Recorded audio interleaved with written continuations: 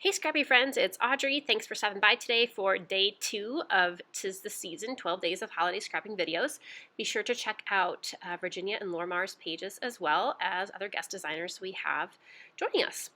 So I decided to use up some stuff in my stash. I went through and found these old October afternoon papers from 2013, 2014. I know they are one of those companies that has been gone for a while, but people still love to hoard their stash. So I am glad to be using up some of what I have. So I am doing a page about finding our Christmas tree, and I wanted to do something different. Instead of using a cut file, I've done other creative things in the past with making Christmas trees. I did a ribbon one a couple years ago. That was probably my favorite, but I really love how this one turns out. So I have used just my heart punch, and I took this whole piece of plaid paper, and I have punched out a ton of hearts. And I thought if I arrange them in the right order, I would get an adorable tree. So that is what I did here. So this heart punch, I would say, is about maybe 2 inches from tip to the tops of the hearts. So it's a good size. I guess you could make mini trees if you have a mini heart punch, or a big tree if you have a bigger heart punch. So it was a perfect size to make lots of little branches. While I was digging through my punches, I also remembered I had this one. This is a Martha Stewart border punch, and it has these cute little branches on it. So I'm going to punch them out of just green cardstock. I wanted something solid so you could see it against the pattern.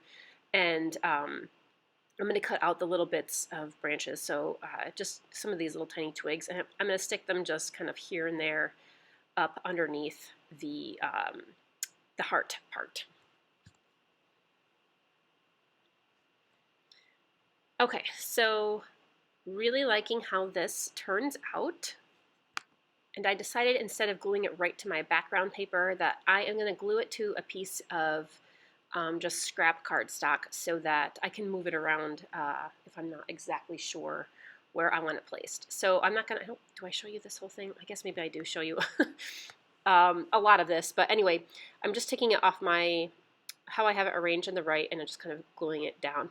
I also tried to arrange the hearts a little bit. You can see some of the hearts have like more green on them, or more solid, and then some of the hearts have a little bit more white on them. So I was trying to kind of spread out where the white hearts lie, just so that they didn't get all clustered in one area. But I love a little bit of white on there because it kind of reminds me of snow. And I love this plaid pattern. Okay, so there it is, and you can see I stuck the little pines in there, and I just love the texture on this and the all the little layers. So I'm going to just use my fingers and kind of curl up the edges a little bit just to give it a little pop. And I did glue in all those little tiny branches. I just used my liquid glue and put a little dab of it there and stuck them in there. Okay, so to give this a little bit more interest, I'm splattering it with some green paint. I go back and I splatter with a few white drops as well, which I didn't show the white. And while that is drying, I'm going to work on my background. It's funny how, you see a piece of pattern paper at a different time. Like, I don't know, this piece of paper never really called to me before, but for some reason I was going through my stash and I was like, ooh, look at this. I want to use this piece of paper. It's just funny how at different times something else will spark your interest. So this is, I think all these papers I use are from the October afternoon collections. So just go over that with some gesso, and I will kind of just soften it a little bit with my fingers. And that has dried, and there are my 2 photos. So I'll back these with this white star paper.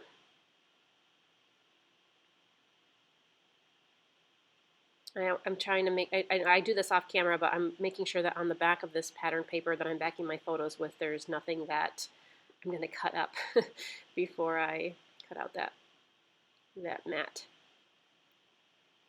So every year we go to the same Christmas tree farm. We've been doing that probably for 8 or 9 years. So this is last year's pictures, and of course we had our new puppy then. So that was his first trip to the Christmas tree farm. Okay, so I'm gonna just bring in a little bit more green. This is Hint of Mint from Shimmers, one of my favorite colors. It's funny, it looks so much more blue on this background and on that white gesso than it does on other pages. And then this is a Heidi Swapp Color Shine and Seafoam, which is the perfect color to go with that background. So just a mix of those two, just to kind of add a little bit more green in there. And I'll go through with some of these splatters for both of these colors. And then I think I go over this, well, I let this dry, and then I go back over it again with, oh, nope, more green. This that's a Distress Oxide, I think, in Mowed Lawn. Here's the white, and so I'm going to add some white because I love how the white makes it look like snowdrops. And this is the White Delusions, which is the best white ink for splattering, especially on gessoed backgrounds. So that looks really wintry. I love the little flecks of white in there. Okay, I spent so much time going through my stash. Because I'm not using a particular kit or collection, it takes me so much longer to do my pages when I use my stash because I have so much stash that I just have to go through everything to find the perfect stuff. So I'm going to go with some kind of natural, like wood grain looking elements because I always like to do that with Christmas tree pictures because just the natural green and brown I think go together. I was playing around with some other bits here. I kind of liked those other Christmas trees. I probably should have used them, but I didn't want to overload too much because I really liked my big tree, and I don't want to kind of, I don't know, I don't want to take away from the big tree. I think it is a statement piece on its own. I'm pretty sure that those stickers I used that say Christmas and that were the snowflakes, I think that those were Hip Kit Club exclusives. I thought about the star, but then I thought, you know what? When you go get your Christmas tree, it doesn't have a star on it, so I'm not going to put the star on it. And this is another sticker set. I think this might be Hip Kit Club too, or maybe it's Pink Fresh Studio, one of those two.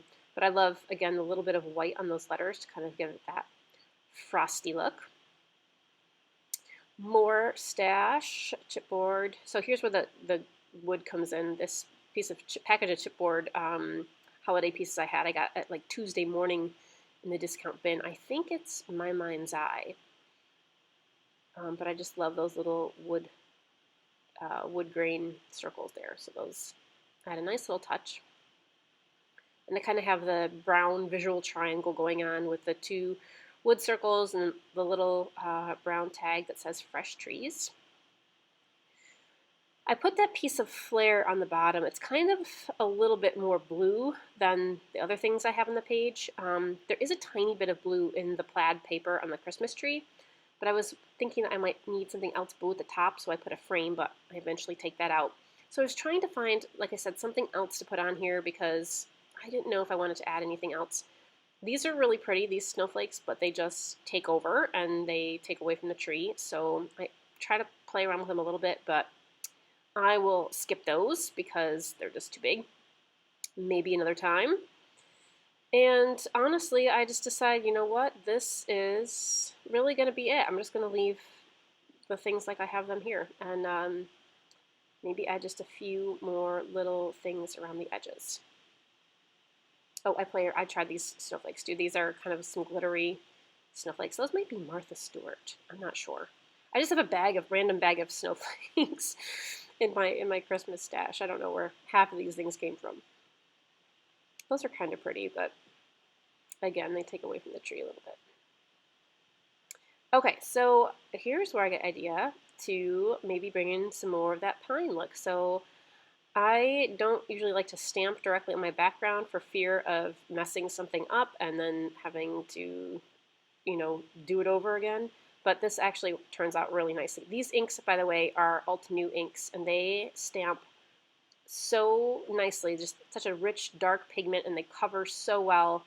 So I'm using this little pine branch stamp. This stamp set, by the way, is from a company called Gossamer Blue. I don't know if you remember them. They were around for maybe 2 years, maybe 3. Like 2014, 2015. They had a couple really nice collections. I still have some of them.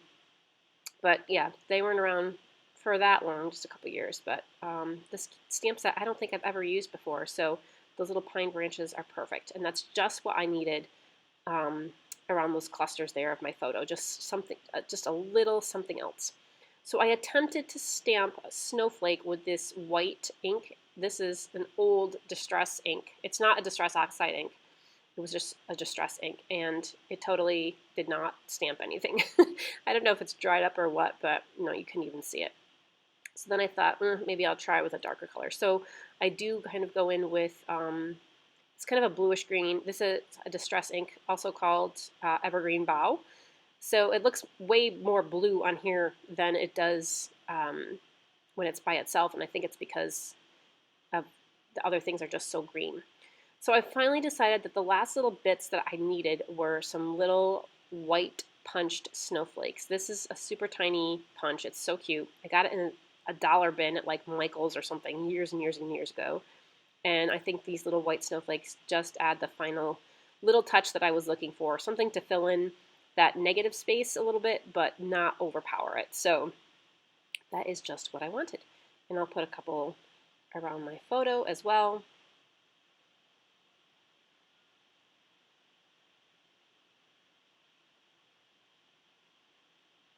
Okay, what now?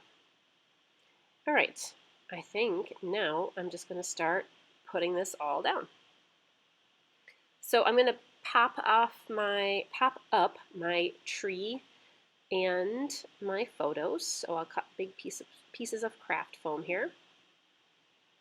And it doesn't line up perfectly, but that's okay. And using liquid glue on all of this stuff so that it stays put on my gessoed background. And then I decided I better glue all these snowflakes down first before I start moving everything else around the page, because they're so tiny and so light they'll just fly off everywhere. So I'm going to glue those down first.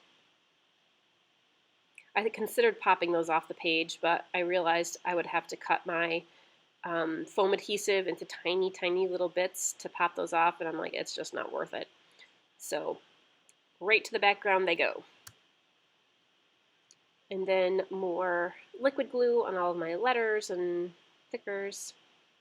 I love mixing my fonts. This is my new favorite thing, is even if I have a collection that might have a phrase that's 2 or 3 words, if those words are all in the same font, I will often take my thickers or some other sets of letters just to mix up the fonts a little bit, because I just think it adds interest to the title.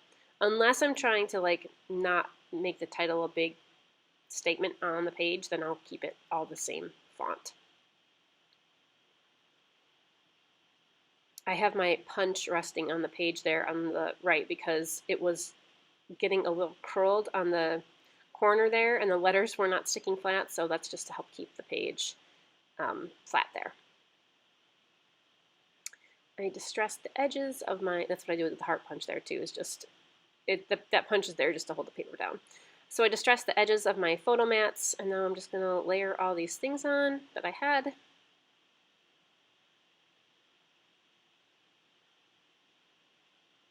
And having stamped the branches on the background allowed me to remember where to place my photos accurately, because I had to place them right over where the branches were. Okay, I add my last little bit of glue, and I think that is it. I add my journaling and my date there. I was playing around with that last little bit of wood grain there to see if there's anything else I needed to add, but I think it's good. Nope, maybe a few more snowflakes. Oh yeah, I put a couple here. I actually put some on the photo, in the white space of the photo, just to kind of give the photo some interest. And there is the finished page. I love how this came out. I love the tree with the hearts. I've used this heart punch for a lot of other things besides hearts before. So I made a pine cone with it one time, but it's just good to kind of layer. So you can see the stamping and the little tiny snowflake punches and all the chipboard layers. So fun, fun. Well, thank you so much for joining me for day 2. More coming up the next couple days. Be sure to go check out my co-designers pages as well. Thank you so much, friends. Stay scrappy and happy holidays.